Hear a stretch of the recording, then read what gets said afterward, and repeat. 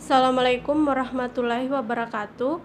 Pada kesempatan ini, saya akan membacakan isi rangkuman saya pada mata kuliah Akuntansi Manajemen Syariah. Yang pertama, peran dan fundamental akuntansi manajemen dalam lingkungan bisnis yang dinamis. Akuntansi manajemen adalah serangkaian sistem informasi yang menghasilkan keluaran atau output dengan menggunakan masukan atau input dan memprosesnya untuk mencapai tujuan khusus manajemen.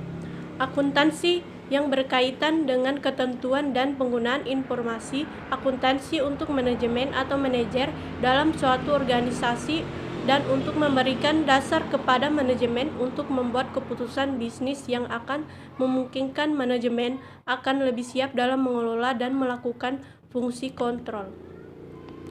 Yang ketiga, tujuan umum akuntansi manajemen. Yang pertama, menyediakan informasi biaya.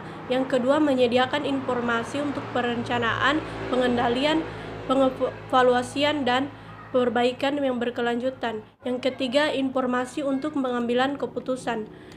Ada peran akuntansi manajemen. Sistem akuntansi manajemen menyediakan informasi yang dibutuhkan bagi para pemakai internal atau para manajer dan profesional untuk memenuhi tujuan-tujuan manajemen tertentu sehingga mengurangi ketidakpastian dalam pengambilan keputusan. Yang kedua, konsep biaya dan manajemen biaya atau cost management. Konsep biaya. Biaya merupakan sebuah elemen yang tidak dapat dipisahkan dari aktivitas perusahaan. Biaya didefinisikan sebagai suatu sumber daya yang dapat dikorbankan atau dilepaskan untuk mencapai tujuan tertentu.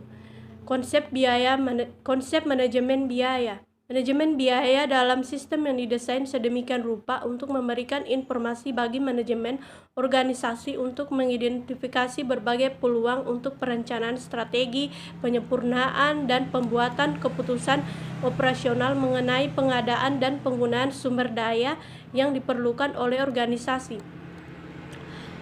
Fungsi manajemen biaya.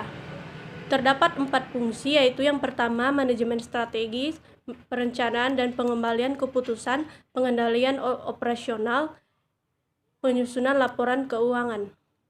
Ada lagi penerapan manajemen dalam kehidupan sehari-hari. Terbagi menjadi 4, yaitu yang pertama, manajemen sebagai ilmu. Yang kedua, manajemen sebagai seni. Yang ketiga, manajemen sebagai profesi. Yang keempat, manajemen sebagai proses.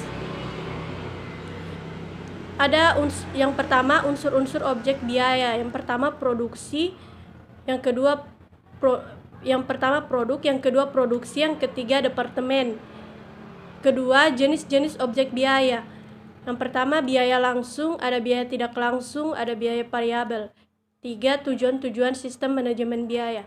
Yang pertama, mengidentifikasi biaya aktivitas. Yang kedua, menyempurnakan kinerja masa depan. Yang ketiga, menentukan efisiensi aktivitas dan ekonomi aktivitas. 4. Fungsi manajemen.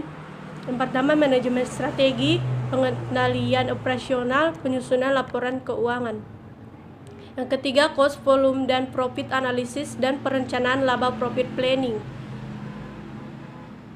Cost, volume, dan profit analysis adalah suatu metode analisis untuk membuat hubungan antara besarnya yang dikeluarkan suatu perusahaan dan besarnya volume penjualan serta laba yang diperoleh suatu metode. Perencanaan laba profit. Perencanaan laba profit disebut juga budget perencanaan atau planning budget atau rencana operasi. Adalah rencana dari manajemen untuk meliputi seluruh tahap, dibagi ke dalam 2 jenis, yaitu perencanaan jangka pendek dan perencanaan jangka panjang.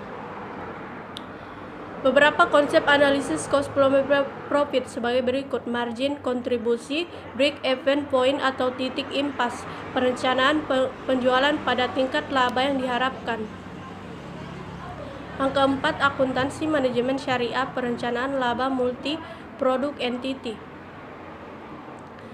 Perencanaan laba multi-produk entity merupakan rencana kerja yang telah diperhitungkan dengan cermat di mana implikasi keuangan dinyatakan dalam bentuk proyek perhitungan rugi laba, neraca kas, dan modal kerja untuk jangka panjang dan jangka pendek. Tujuan perencanaan laba. Perencanaan laba merupakan proses perencanaan yang ini sangat penting bagi perusahaan. Hal ini berguna membina suasana ke arah pencapaian laba rugi dan mendorong adanya suatu perilaku yang sadar akan penghemat biaya dan pemanfaatan sumber daya secara maksimum. Yang kelima, analisis perilaku biaya. Perilaku biaya hubungan antara total biaya dan perubahan volume aktivitas. Dikelompokkan menjadi 3, yaitu biaya tetap, biaya variabel, biaya non tetap. Yang keenam, analisis pengambilan keputusan jangka pendek atau marketing aspek.